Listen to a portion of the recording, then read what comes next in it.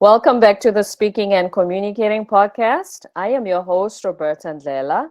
If you are looking to improve your communication skills, both professionally and personally, this is the podcast you should be tuning into. Communication and soft skills are crucial for your leadership development and overall career growth. And before the end of this episode, please log on to Apple and Spotify. Leave us a rating and a review and what you'd like for us to discuss on this podcast. Now, let's get communicating with Lakia Elam, who is the principal at Magnificent Differences Consulting. She has 20 years experience as a human resources leader and is here to talk to us not only about the work she does, but give us strategies and tips on how to have difficult conversations, which is communication, which is what it's about. And before I go any further, please help me welcome her to the show. Hi, Lakia. Hello, Roberta. How are you? I'm doing fantastic. How are you? Welcome. Thank you. I'm excited to be here. Doing well. Thank you. My pleasure. Thank you for being here. Welcome to the show. Please tell us a little, where in the US are you? Certainly.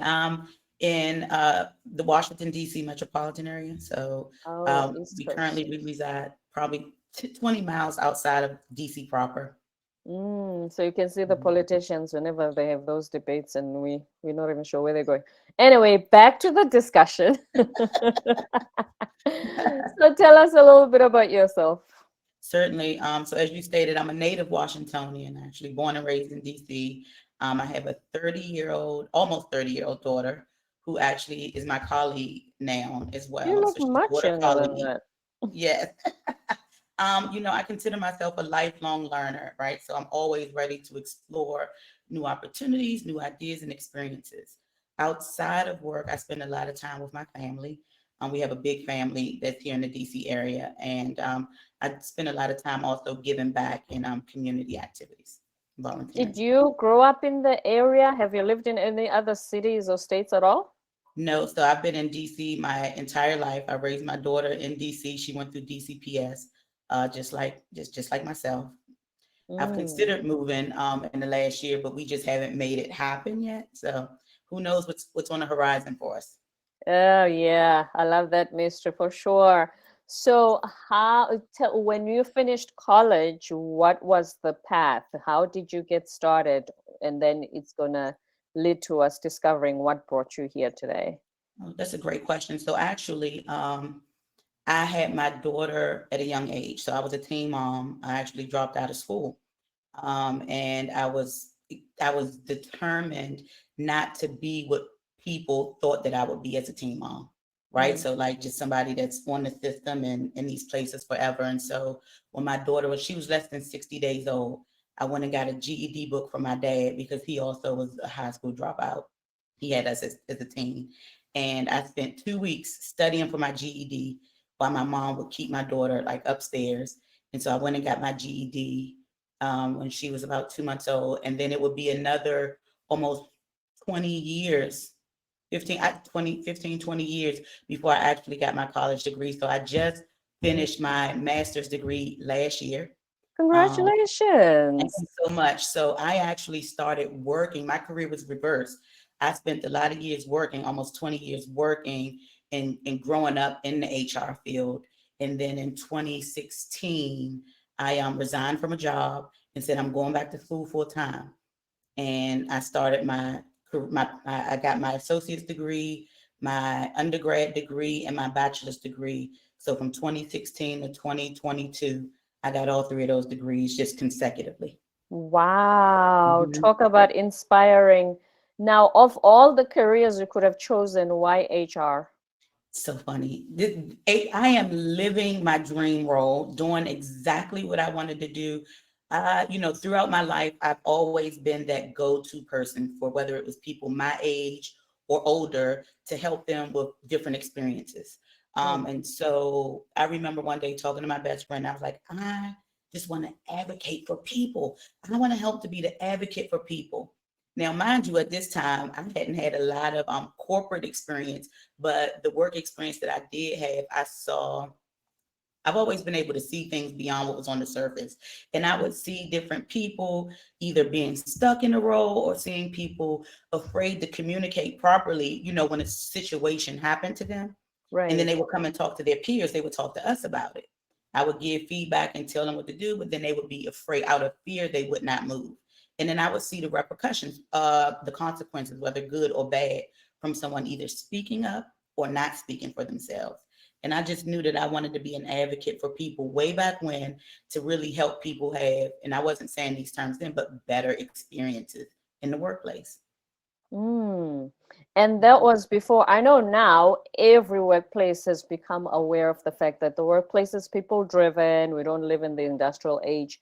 You were this person before it became such a universal concept. Absolutely. And I think it was from the fact that so much, and we're talking about the early to mid 90s, it really wasn't a space for African American women, right? Like I've been natural almost all my life, right? So I went through a phase where I had beautiful long locks, or I would wear my hair like this, or I would wear braids, and so Mm. showing up for interviews or even showing up to work with my hair in its natural state, I wasn't seen or taken seriously or seen as a professional. I wasn't seen as, together the way that they wanted people to be together. So Really? yes, in the early 90s, it was not it for if African American women did not have our hair, the standard for us was pressed hair. It wasn't braids, it wasn't your natural Like hair. what looks like a wig? Yes, how I've some never people had wear. one, by the way. Yeah. No, me Um, either. Hmm. because so that would actually be a barrier to you getting a job. Okay, I'm South African, so I cannot fully relate because even though we endured apartheid, but when things opened up and those apartheid laws ended, you will just not get the job because you don't qualify or they found someone else. But the hair, I don't remember the hair being an issue at all, actually. Hair, yeah. So that's a great thing. But hair was an Wow. issue for us for quite some time. Hair was an issue for African American women here in the U.S. for quite some time. Hmm. Hmm. Yeah, that is so interesting. And then each time you were told that you didn't get the job, you told that's the reason, or you just picked up the attitude, the energy in the room? Yes, you can, why, right? Like, so it was the energy in the room. It was everything else fit. There may have been some other things, right? Like, Mm, but the hair was absolutely it. The hair played a part. Sometimes, the way that you speak. If I didn't speak in this, there was a certain standard. Let me say this: there used to be a very clear standard for what mm, Black women in the corporate setting should look, act, and sound like here in the States. mm. Mhm. And I didn't fit that mold. And guess what? I still don't fit it today. And you know what the interesting thing is, it never stopped me. It never stopped me from trying to, just made me get better. It That's made me good. get better. And so I would be so great at interviewing. Like, I knew that the reason that they didn't hire me, it not 100%, but almost always it had something to do with something else. I mean, and even to the point was like, so I didn't have a degree. People, I would say I didn't have a high school diploma.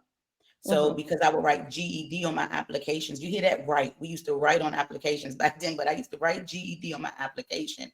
And that was frowned against. So I started to write things like high school equivalency diploma. And then I would get a different response. It's the same thing, but I would just get a different response.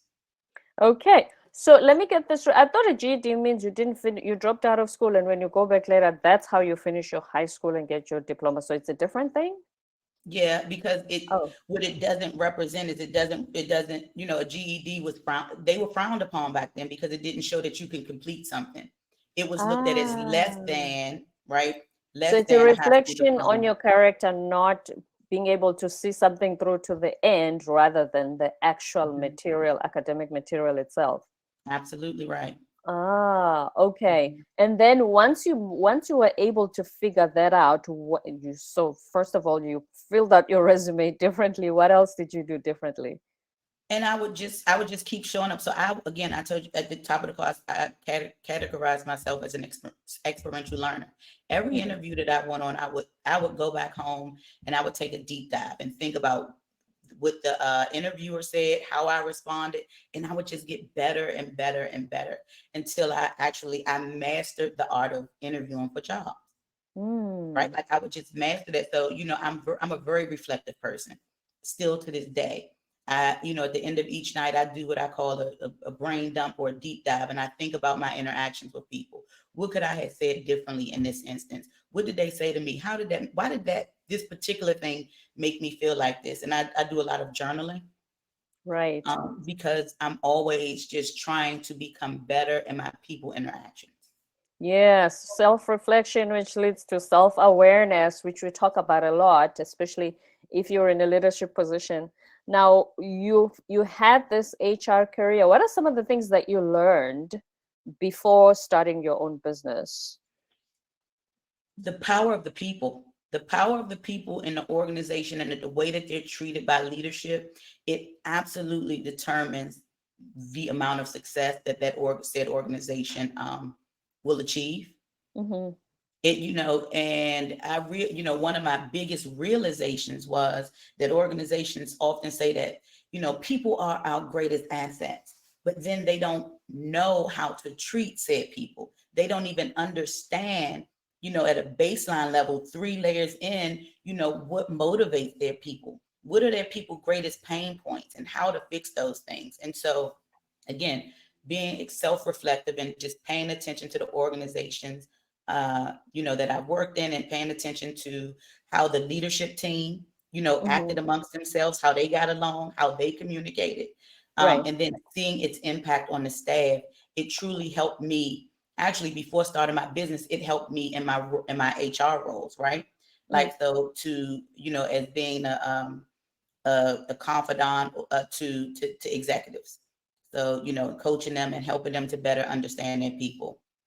Right. Because I've never had an HR job, but I've always wondered if I have a problem with my boss and I cannot get through to him, do I go to HR and report him? And do I trust HR will hear my side of the story? Or because my boss is more senior, they'll take his side?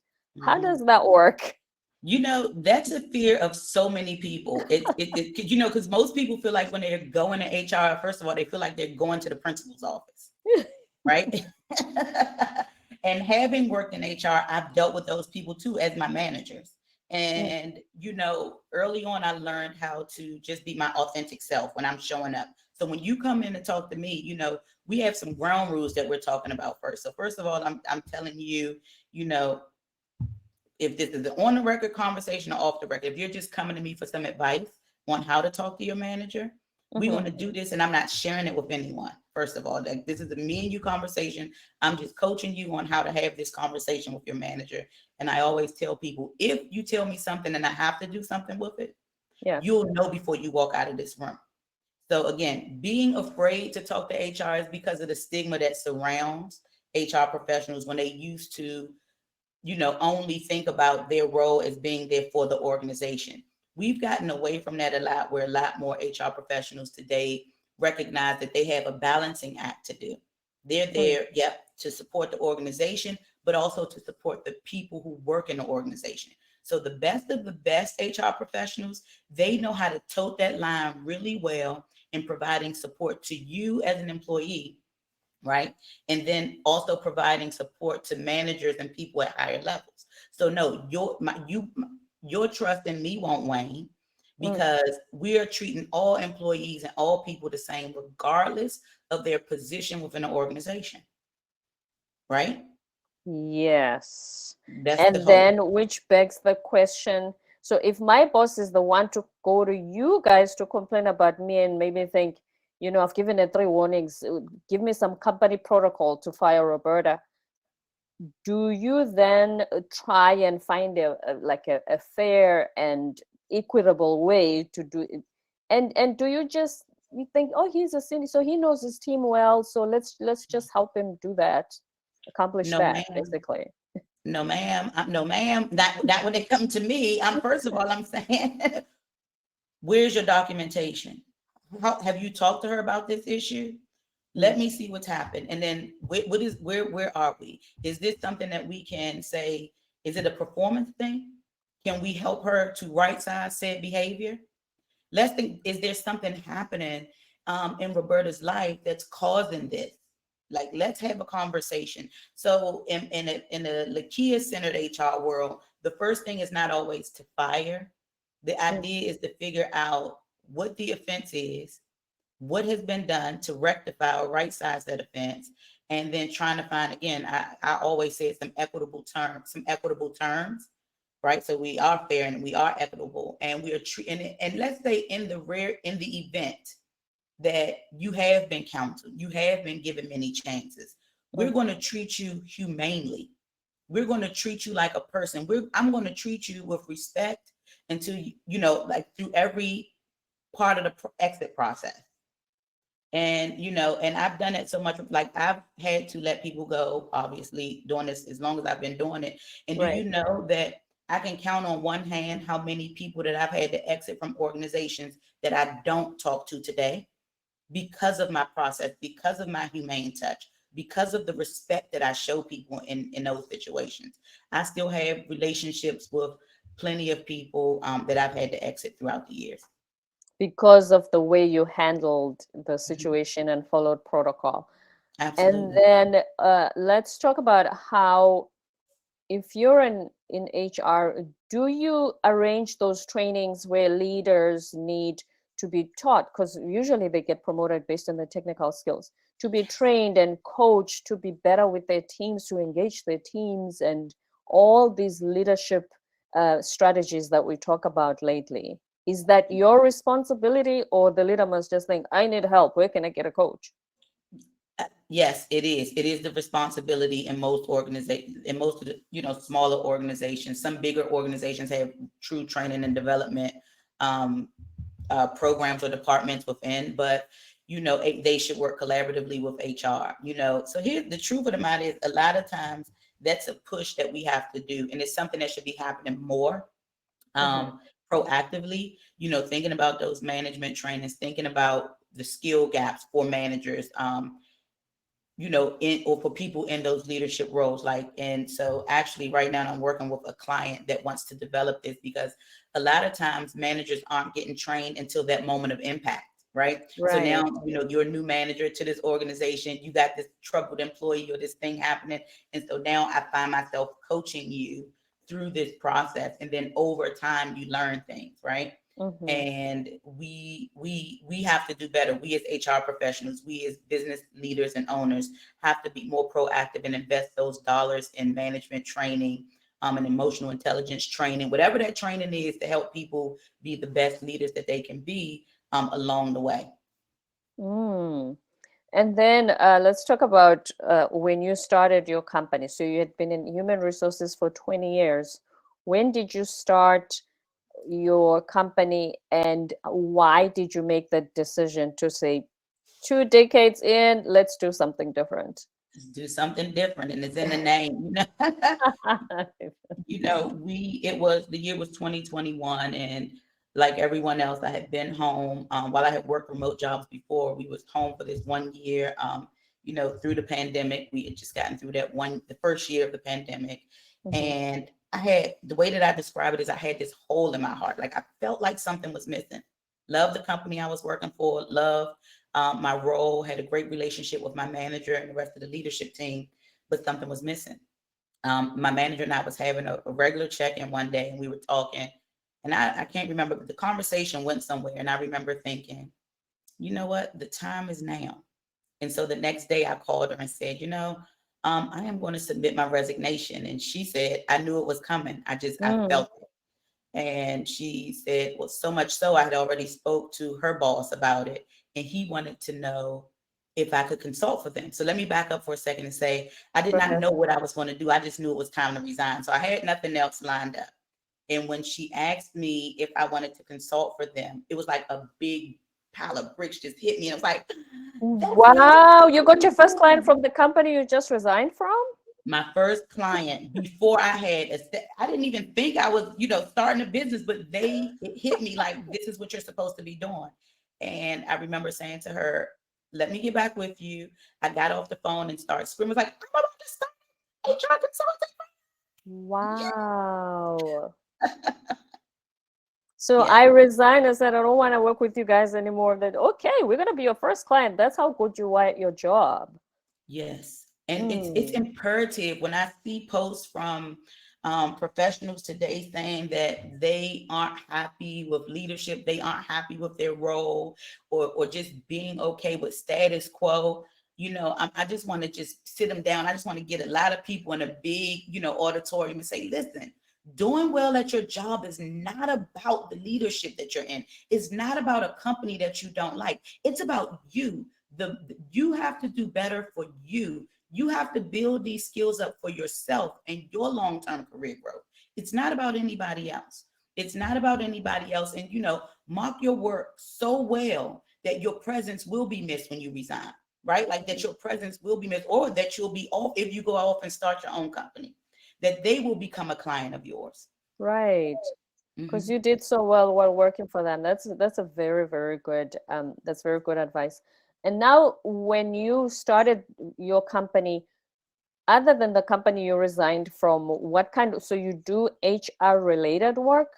Yes. So we support nonprofits mainly in associations. While we've had some for profit organizations that we support as well, we support them with their talent experience process. So what that is creating, helping them with policies, procedures, um, onboarding programs, managerial trainings. That's something that we're working on right now, like the full Mm-hmm. gamut. A big one of our biggest spaces is employee relations. So Yes. we become an outsourced employee relations partner for organizations. So again, to your question earlier, if a manager is having a troubled employee, or if they're thinking about, creating a track for an employee, or if an employee is having an issue with their manager, you know, um, or they call us, and then we do the investigations, we help to coach managers or employees, and work through performance improvement plans for different companies. And then Mm. the other piece is through talent acquisition. So we will be your recruitment partner and help you to hire best in class, employees. And one of the great things about working with us is we're not looking for people to fit your culture, right? Like we're looking for people to help to, elevate your culture. We're looking for value adds. And Yes. yeah, right. Like we're not doing it, just to fill a seat. That's not it for us. No, we're looking to fill the right person in the right seat. And it's critical, right? Like they have to be able to work well within your organizational culture. They have to care about your mission, or like what you're doing as an organization, so Mm-hmm. that they can help to elevate, your culture. Yes, because talent acquisition has been quite a challenge since the pandemic. Like you said, you had the great resignation, and now they say, I don't know if quiet quitting still exists, but it's It's been there for a while. So yes.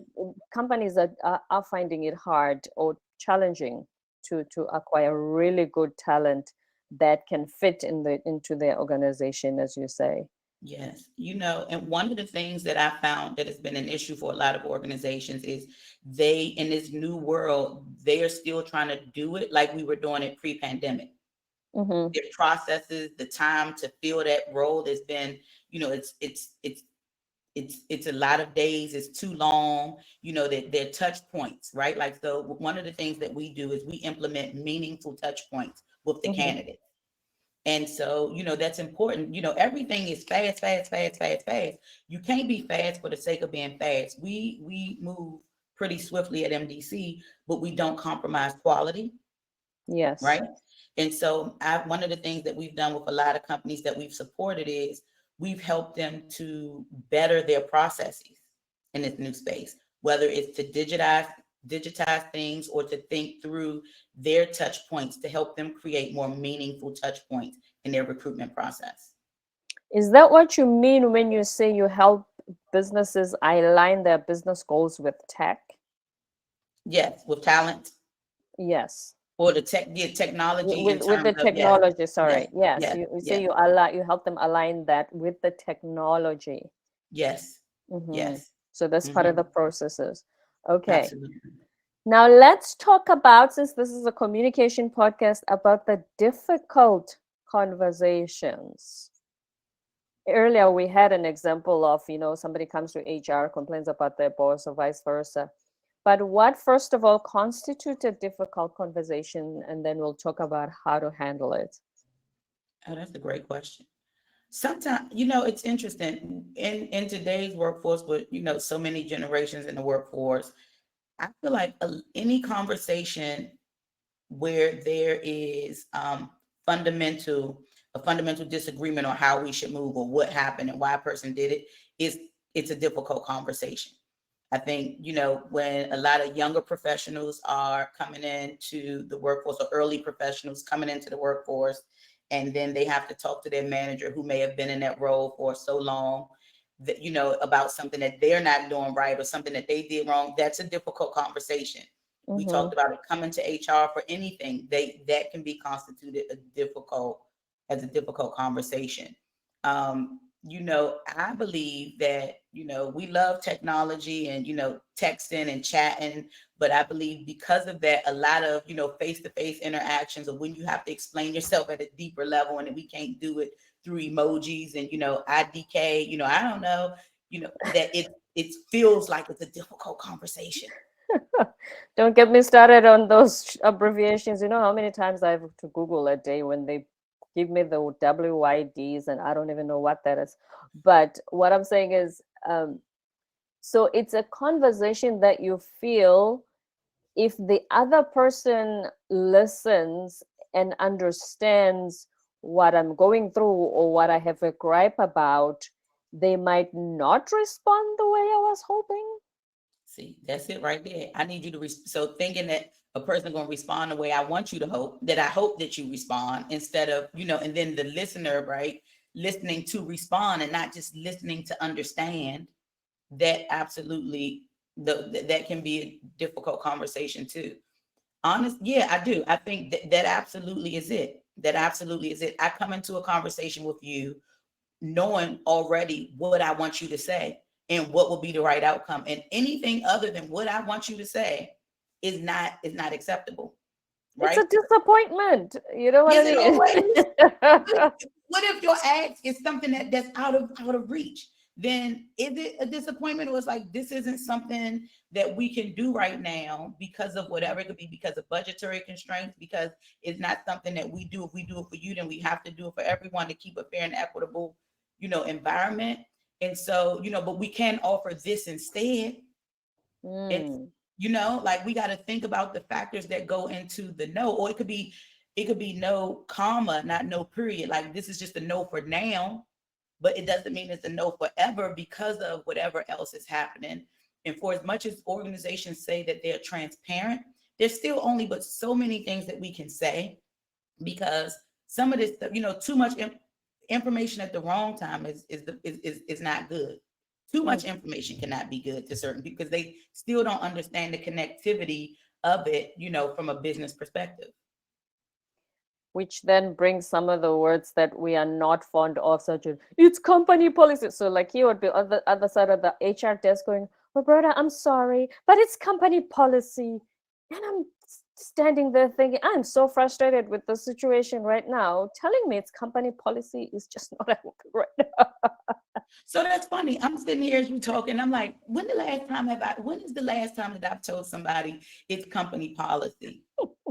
No, but that's an interest. So no, I think I wish we had a great example. Like, what is the ask? And I don't know what that ask is. I'm trying to think of something. You come Yeah. to me, you got something, give me something. I can't think of an example, but if you have one, go ahead. Well, I was just gonna say, you've been in a role now and it seems like an eternity now because people are in roles for 6 months and that's this. Let's say you've been in a role for 3 years and you come to me like, I'm ready for a promotion. Jack, my manager, is not giving me a promotion. Like, Lakia, what's going on? Yeah. And so I'm gonna say to you, well, and let's say you're in a department of three, you're already in a managerial role, and the way that our organization is set up, the next position for you would be a director role, Mm. and your manager's in that role. So So then, he either has to be promoted or leave the company or go into another department, but I will have to unseat him to get the promotion that I want. yeah, So what do I exactly, expect you to do if he's still in that role? exactly right. Would you be surprised how many times I hear that though? You'd be surprised how many times I hear that. And so I am the type, I'm like, and I'll explain that. We'll talk about that. And then I say, so you have to look at your skill set and keep developing your skill set, keep growing your skill set, enlarge your skill set. And let's just take all of the other stuff off the table. Let's say we're in an organization that promotes, your hard work. They're giving you, annual increases, and they're recognizing you for special projects and things that you do. So let's just take the money off the table. You're growing in that role. It's not like you're stuck in the same salary that you've been in for 5 years. You've seen, increases and all of those things, and you've been rewarded for the things that you've done. But I would absolutely say that, and I can't tell you how many times people have walked away from that conversation saying, I can't grow in this company. You are, but growth is not just by title. It's by skill, Mm. right? Yes, because your resume would look differently next year than it did this past year. Yes. Absolutely. Absolutely. Mm-hmm. And then when you do the kind of work that you do now through your company, you say the differences, it's called magnificent differences. When it comes to diversity, is diversity only about, okay, this room was only full of white people, now they need one black one, another Asian, and another Hispanic, and is that what diversity is about, DE and No, I? no, ma'am. And I've been saying this long before DE and I or DEIB, long before it's become a topic of conversations and organizations. I've been saying this so loud. And so I'm glad that people are recognizing, but I'll tell you, it still bothers me that organizations aren't fully doing the right thing with it because they aren't ready. Mm, Diversity is about acceptance of, right, so we got all of the good, that stuff, the race, but it's about background. So education, we talked about the GED earlier, right. right? It's talking about situations, it's talking about learning styles, it's talking about processing styles, right? Mm-hmm. If diversity is so much, it's talking about, is everybody in the room skinny, or do you have a couple plump people like me in the room? It's that Mm. sort of thing that makes organizations great. Does everyone sound the same way? Did they come from the same schools? you know is there some healthy debate happening within the room? Is everyone, I had a client and they told me that everyone at this organization, we're all introverts, so we don't talk. What? What? I was like, what? That's funny. And so I said, well, now we're diverse because when MDC joins a team, we are so far, we're extra extroverts, right? And so here we are, we're gonna make some noise and raise the roof so that then we can, get some healthy conversation going in this organization. And Yes, so, because, sorry, go ahead. I was just gonna say, so diversity is so much bigger than what people are thinking about today. Mm. Because here's the thing, a lot of companies feel like, okay, let's do the quota thing. And I know South Africa fell into this trap as well at the end of apartheid, where let's just do the quota and just tell the government, okay, to get your contract, you wanted 5 Black people, we got them here, the resumes, and let's go. It was more than just filling those quotas and percentages of this type of person. It encompasses so much more than that.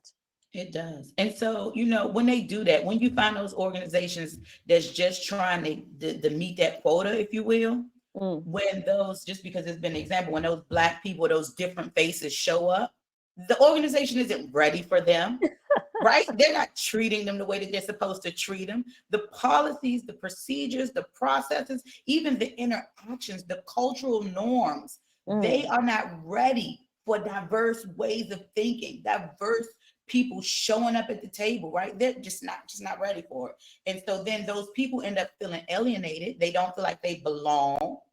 So they're Mm-hmm. not showing up. They turn into one of the things that if I had to pick a thing that I despise the most in corporate environments, is paycheck collectors, but then they end up turning into a paycheck collector, right?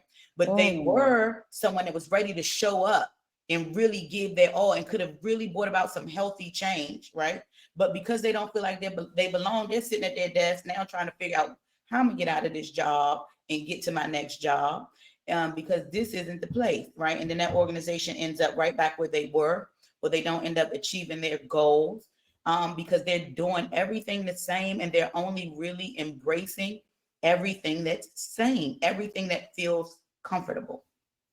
And then they must hire you again to bring them a new candidate and do the whole Magilla all over again. So they spend money, they spend time training this new person. So it actually works against them if they don't do things right when the new talent has Right. and been, integrated with the company.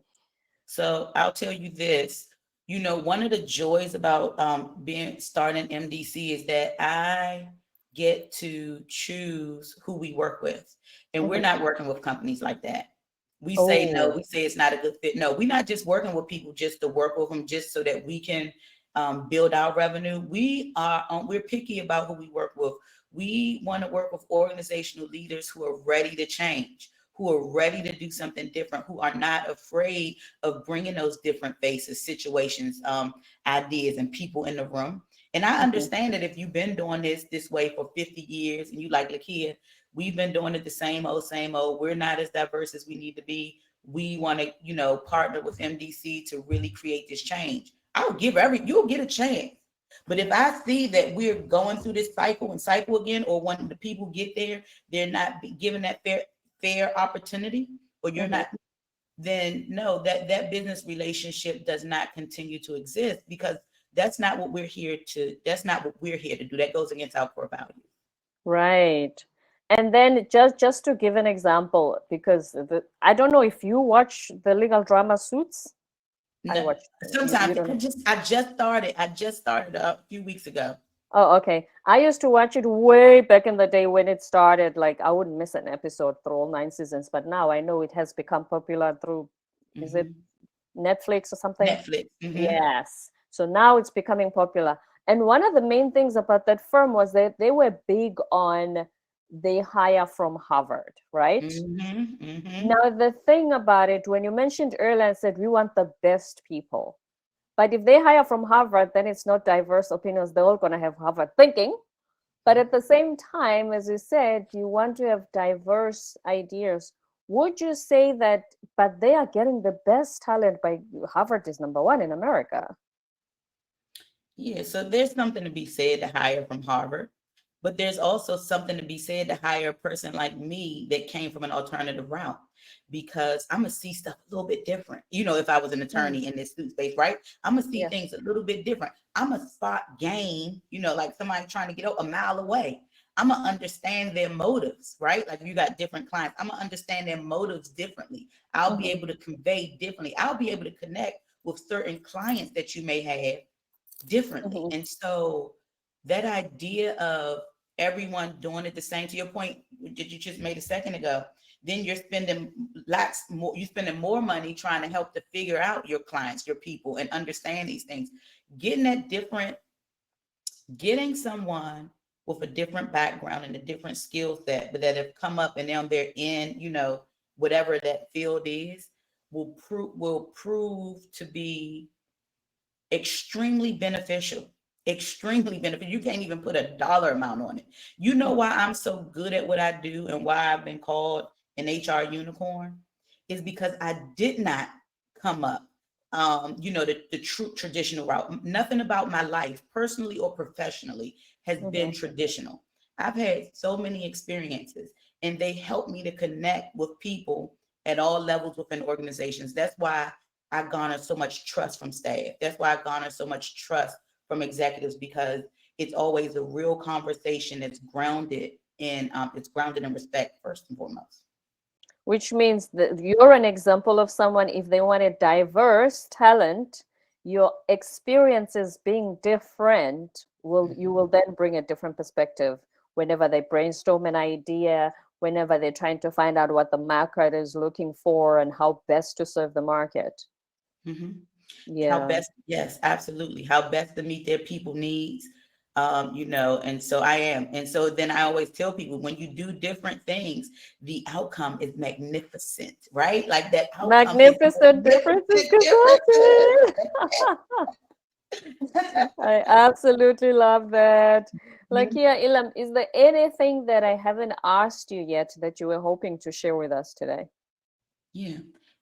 Truly, this has been a great conversation, but I would say that I just want to emphasize how critical it is that organizations open a door for healthy communication, right? Because it's through that healthy communication that can help them show people at all levels in the organization that they're respected. It shows that they're inclusive. See, it's one thing to say you're inclusive, but it's another thing to show inclusivity, Mm-hmm. right? Like by listening to people, really not listening to respond, but by listening to hear and to understand what it is that a person is saying.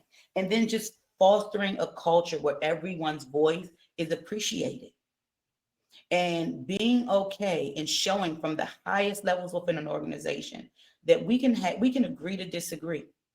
I hear Yes. you. I understand what you're saying. I respect you, and I'm appreciative of you bringing this to me right now. But now isn't the time. Right now, we can't implement this. But keep talking, keep speaking up, and keep bringing those different ideas to the table.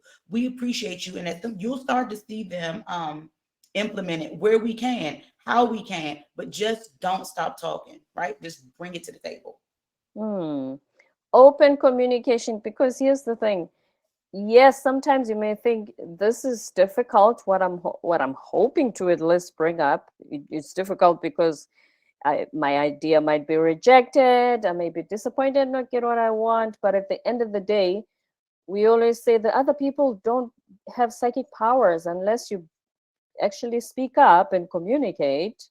They're not gonna know what you need in the first place.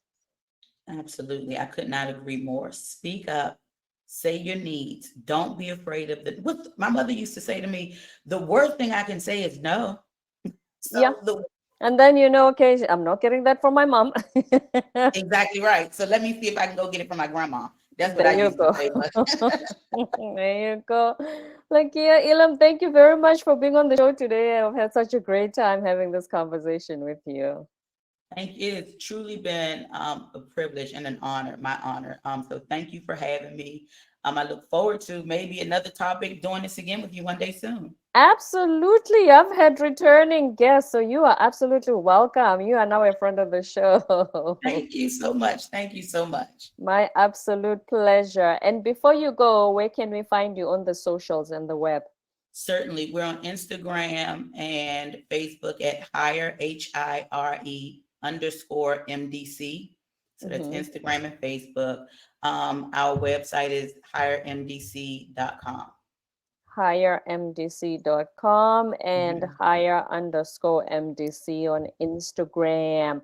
Yes. That was Lakia Elam, the principal at Magnificent Differences Consulting with 20 years human resource experience under her belt. Thank you so much for sharing these nuggets with us. We really appreciate you taking the time to be here today. Thank you. Have a good one. My pleasure. You too. Don't forget to subscribe, leave a rating and a review on Apple and Spotify, and stay tuned for more episodes to come.